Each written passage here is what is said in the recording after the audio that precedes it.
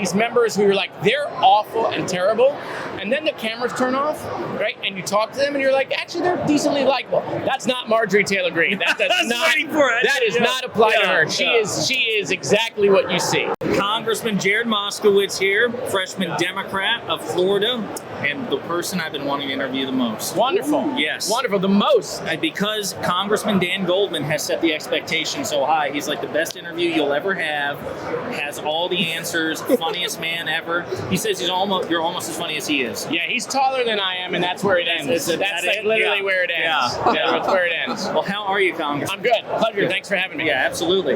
So listen, I've got a gazillion questions for you. One of the big ones was the only political project that the Republicans and the majority have, actually been put towards is the impeachment of President Biden. They wrapped it up with... They've crushed it. A report. Totally crushed it. Yeah, they nailed it time and time again. 10 out of 10. Here's where I'm confused. They say he committed impeachable offenses. The most, actually. Yeah. The report says he's the most impeachable president of all time, with the most evidence that has ever been assembled in the 300-page report. But something's missing in that report. What is it? Yeah, well, there's no evidence. Is what's missing. Okay. And you know what else is missing? The date of the impeachment. Right. We have 3 weeks left of Congress.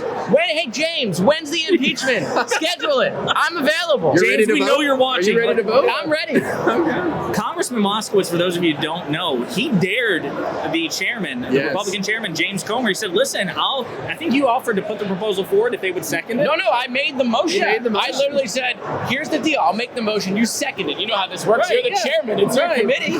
And so I made the motion, and He lost his voice. he threw up a little in his mouth, and then, He's like, no, we don't need any of that. Yeah. So I guess my question is, did it end like you thought it would, or do you think you'd get some more hearings out of it to humiliate him? How do you feel? It's over now. I don't like to give myself credit. It's been a real team effort. I mean, the committee's led by Jamie Raskin. You got Jasmine Crockett, Dan Goldman, Robert Garcia, Maxwell Frost, AOC. I mean, it's been a real collective effort. I actually think the Oversight Committee has changed the game for how Democrats should communicate. Yes. I think it's clear. I think you're seeing Tim Walz do it. I think you're seeing how Democrats, Michelle Obama did it in her speech, how we have to communicate, and I think you saw how Oversight did that. And I think what happened is Republicans are the real snowflakes. These guys couldn't take it. As soon as we went on the offense, they were like, what do we do? Yeah. They're not defending anymore. They're on the offense. And they didn't know how to react. And so, what I think I did in that moment where I challenged them to vote for it, and both him and Chairman Jordan, who were both there, when it was clear that they weren't going to take the bait, Right. and they weren't going to do the vote, I think what the American people saw with their own eyes is that it was fake. Right. It was a show. In fact, Matt Gaetz went on Newsmax that night and said, Jared Moskowitz is right. We don't have the votes. Right. Before I turn it over to Guy, I want to follow up on that. So on my channel, Pondering Politics, we do talk about Democratic rhetoric. I am a firm believer that Democrats have to meet Republicans where they are, at least within reason. Well, I'm not saying... Here's how I look at it, right? Yeah. Michelle Obama came up with that thing. She said, when they go low, we go high. Mm-hmm. And I've updated that. Right. And the update is that when they go low, we go medium. Right? We go medium. Yeah. We don't have to go in the gut. Right? But we're not going to be up here anymore. You don't have to stage an insurrection like they do. Correct. You could just give it back to them a bit. And I got to say, Congressman, I've told Congressman Goldman this too, I feel that you awesome freshman Democrats have had a very corrupting influence on Jamie Raskin. You've made him sassier. You've made him more ferocious. I think it's awesome. Well, I was called Jamie Raskin's lapdog by James Comer, which then, of course, I took my face and put it on Jamie Raskin's actual dog and posted that.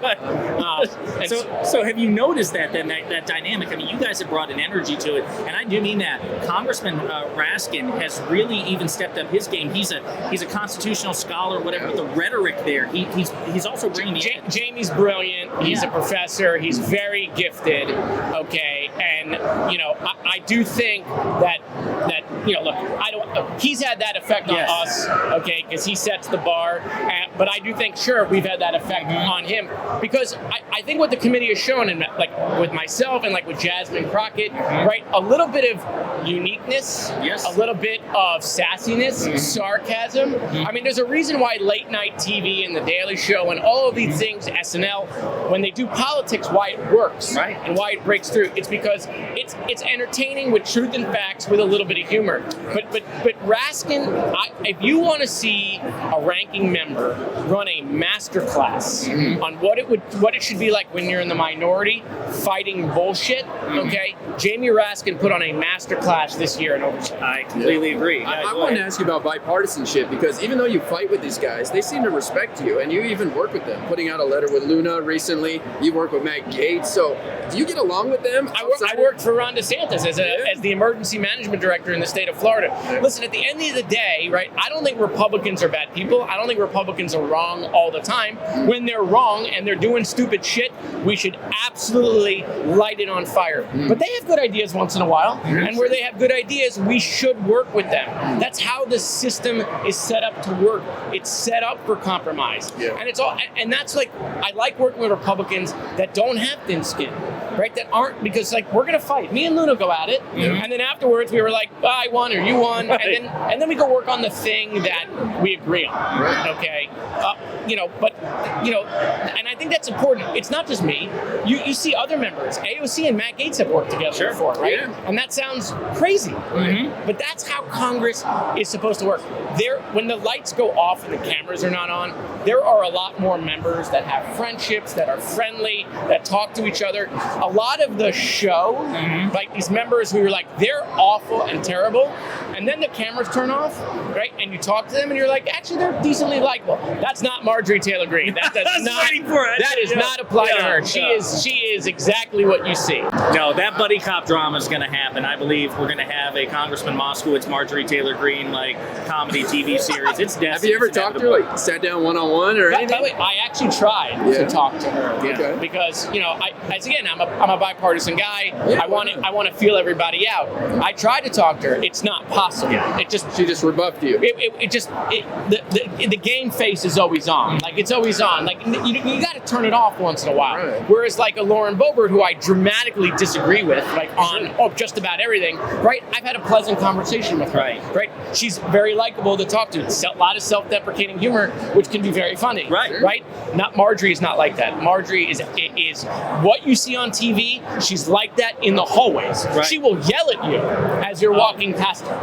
Well, it's interesting because you use Marjorie Taylor Greene as an example, and she's kind of my go-to when people complain about rhetoric. Oh, the Democrats are getting fiery in their rhetoric. Marjorie Taylor Greene, in the aftermath of the assassination attempt on Donald Trump, publicly referred to the Democratic Party on Twitter as an evil party of groomers and pedophiles. There is no equivalent. There's no counterpart in the Democratic Party. You all don't attack Republicans like that. That's the least of it. Oh, that's a tame. That's a tame. That's the least of it with her, right? You could come up with a greatest hits, okay, and it would look like the stuff that comes out of her mouth was said by someone wearing a sheet over their head. Okay, like she is special. Okay, she is special. But you know what? The problem is a lot of the Republicans don't rebuff her. One of the things I've tried to say is when a Republican does something bad, it can't just be Democrats calling out a Republican, and vice versa. When a Democrat makes a mistake, it can't just be Republicans calling them out. That's easy. It's easy to do that. It's harder when someone in your own party makes a mistake to call them out. To hold your allies. But if you don't do that, then you're going to get painted with that same brush, right? So if the Republican Party doesn't want to be the party of Marjorie Taylor Greene, then when she does that stuff, they need to distance themselves from her. I totally agree. I'm sorry, go ahead. I just want to ask, is there anything about Congress that you didn't anticipate that you thought would be different since this is your first term? It is way more dysfunctional than I thought it was. Wow, and it's not just this Congress, it's just in general. Well, this is the only Congress I've been a part of, right? This is way worse than I thought it was. As far as how it functions, the factions within the Republican Party, they're in the charge right now.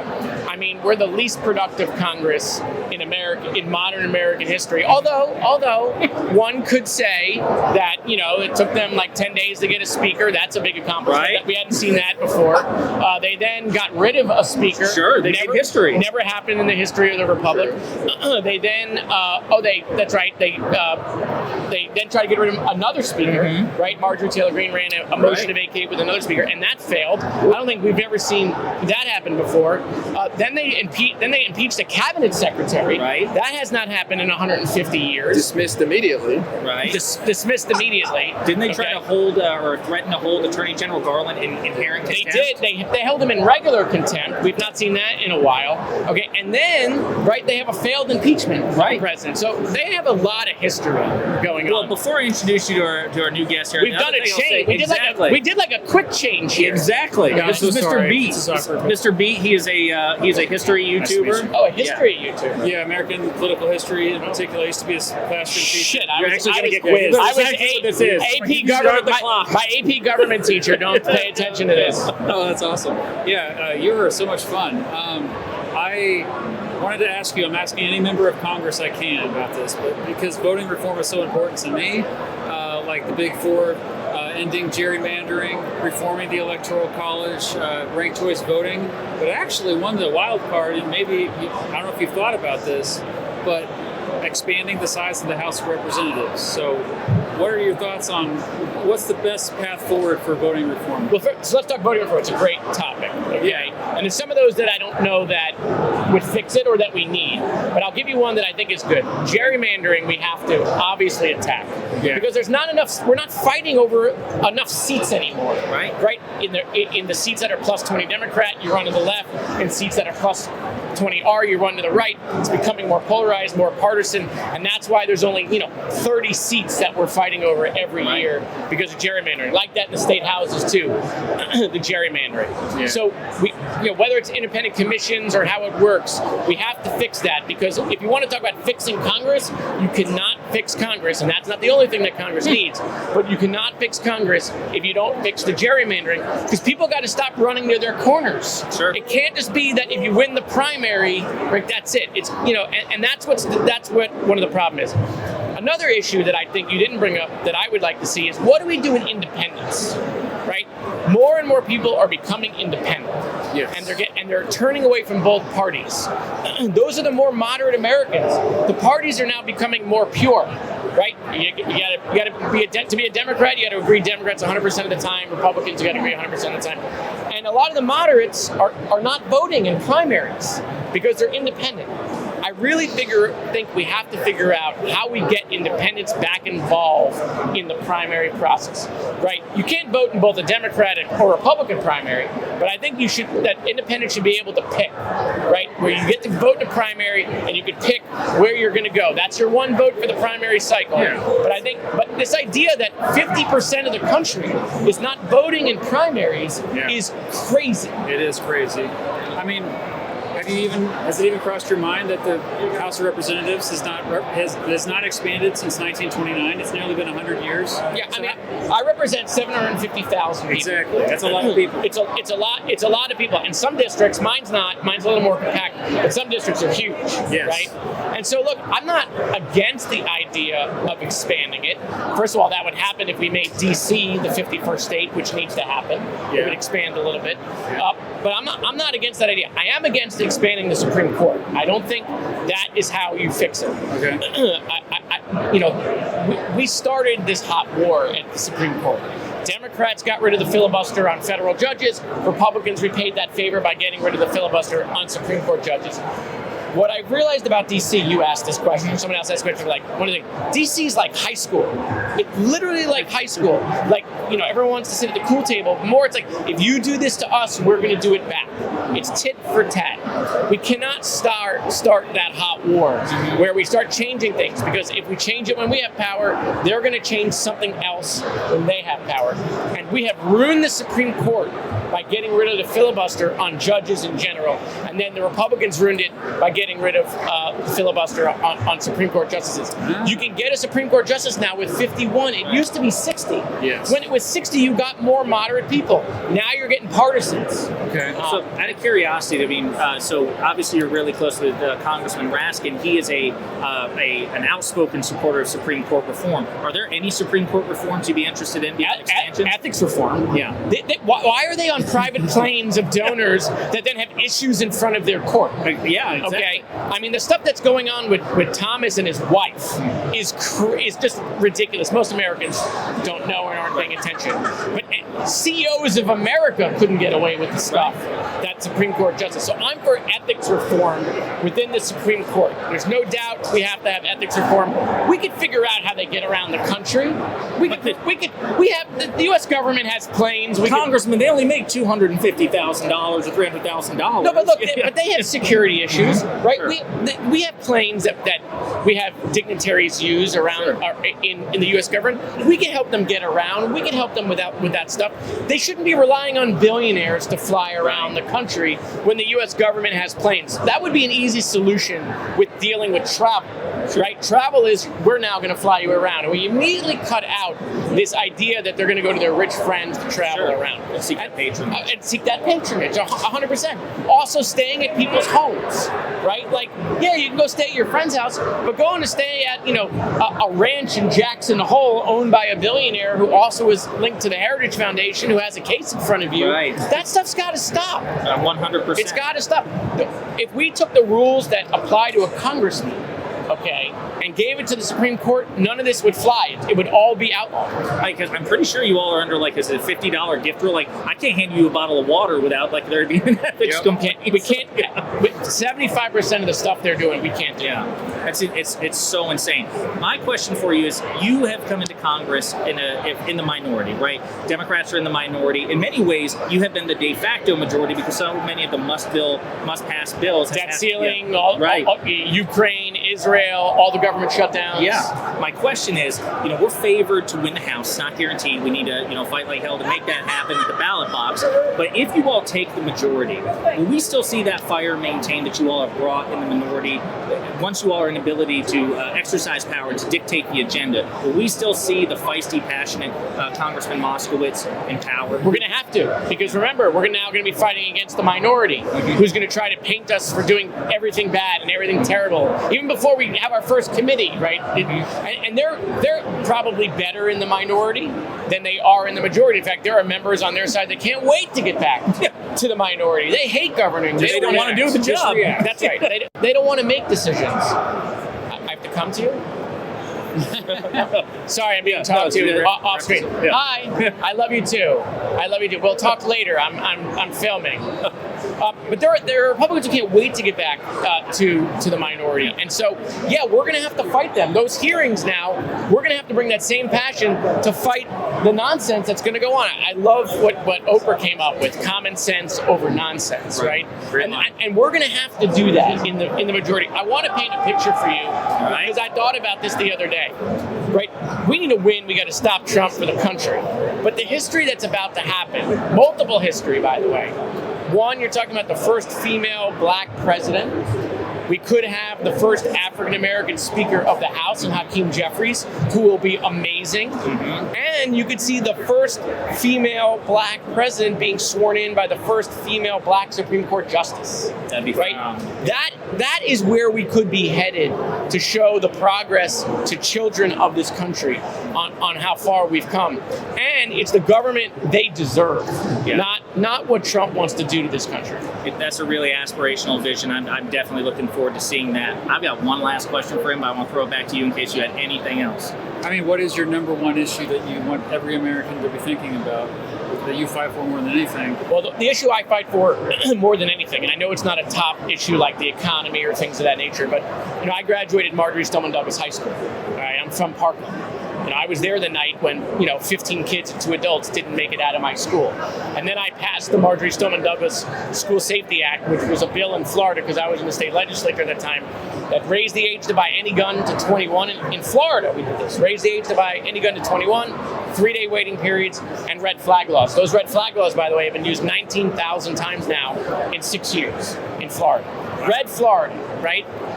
Pro-NRA Florida passed meaningful gun violence prevention reform, which is working. It is mitigating these issues: suicides, domestic violence, and mass shootings. And there are no protests in Florida that you can't go buy a gun, or that my Second Amendment right is being inhibited.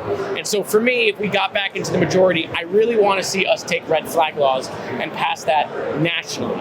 It does not affect the Second Amendment. It takes guns out of the hands of mentally ill. They get due process, right, to get their weapons back if they're okay. But it can save lives. It can mitigate what we're seeing in this country. It will help veterans who are suffering with mental illness. Red flag laws will. And so that's what I would love to see Democrats lead. We almost got there in the bipartisan bill that Joe Biden passed, the first gun violence prevention bill that was passed in 30 years in Washington that they were able to pass. And now we have a gun violence prevention office. Right in the White House. Maxwell Frost had that idea. They adopted it in the White House. We're making progress. Congress doesn't do big things anymore. Right. We do things more incrementally. This issue is not going to be any different. There's not going to be some big package that passes, right? And yeah, well, I want to ban assault weapons. I don't think there should be weapons of war. I think we got to look at, like, what can we get done? Sure. Right? We can have the North Star, but, like, what can we get done? And what will have the most immediate change on the ground? And for me, I think that's red flag laws. I think that's awesome. Yeah, you highlight some of the victories of the Biden-Harris administration with the Bipartisan Safer Communities Act, the Office of Gun Violence Prevention. I'll note, if I recall correctly, Republicans have attempted to defund that office. They have fought that office every step of the way. And have pledged to remove the office from the White House if they win. Yet another reason for Vice President Harris to win. My final question to you, Congressman, is assuming, God willing, that Vice President Harris and Governor Walz win the election, do you think, given that you work closely with these Republicans, including MAGA Republicans, is there a possibility, to those who don't know them like you do, that the Republican Party will finally have a moment, or like a reboot? Like, you know what, Donald Trump, he lost in 2020, he's lost in 2024, all the other down-ballot races. Is there a potential here for the Republican Party to reboot? Look, I think that's the million-dollar question, right? Are they going to have like a Y2K moment, right, where, like, Trump loses and, like, what is it time to rebuild? Or are they still going to be beholden to a guy who now can't win an election? Right. I think that's very unclear. I really do. I think some will still be very loyal, but I think maybe some will feel released. We don't need them all. No. We don't need the freedoms. Right. Okay? But we need common sense Republicans, right? To turn away from this MAGA nonsense, from isolationism, right? A lot of them are peddling on foreign policy. And we need them to get back to governing. Look, we have spent too much money in this country, right? You can't spend $7 trillion when you only take in $5, right? But there are people who really need government in this country. Okay, we got to make sure government is working for them, and so we have a budget crisis that we're going to have to solve. That's only going to get solved by both parties, because there's going to have to be tax parity, and there's going to have to be spending cuts. There's going to have to be both to fix that. And as long as we're blaming each other, like there'll be no tax cuts and we're not going to cut any spending, then it's not going to get fixed, and we're going to continue to build a mountain that our children are going to inherit that they can never pay off. And so we need a functioning Republican Party. I say this to Democrats all the time. Democrats should want a functioning Republican normal party. We want them to return back to the days of Reagan, okay, and the days of George W. Bush, which is crazy to think about, right? We need that back. They were able to function then. We could yell and scream and disagree, but we need them to be able to get their shit together, okay, and not have a whole party beholden to one person. It's so, like, we don't have anything like that on our side. And so I don't even know what that's like. And so, by the way, I have one thing that I want to conclude with. Please. Okay. Dan Goldman is not funnier than me. There you heard it, Congressman. Oh, well, yeah. James Comer's watching too. You want to give him a final message? Bye, James. See you soon. Thanks, Congressman. Appreciate it, man. Thank you.